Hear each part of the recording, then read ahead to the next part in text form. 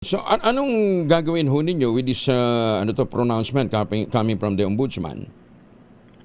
Well, iyan po ay kami nagtataka at siyempre nababahala dahil wala namang basihan, no? At parang ang epekto lang nito ay siyempre nagkakaroon tuloy ng perception yung ating mga kababayan na mukhang guilty si Congressman Romualdez dahil mapagtatangkang pagtakas, no? Kasi siyempre dahil sa may presumption sa ating batas na flight is an indication of guilt, no? Na parang ebidensya na ikaw ay guilty or talagang meron kang pananagutan sa batas dahil ikaw ay nagtangkang umalis.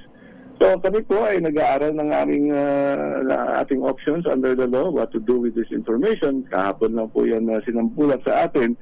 At feeling natin na hindi naman kailangan pagsasabi yung mga bagay na wala namang basihan, no?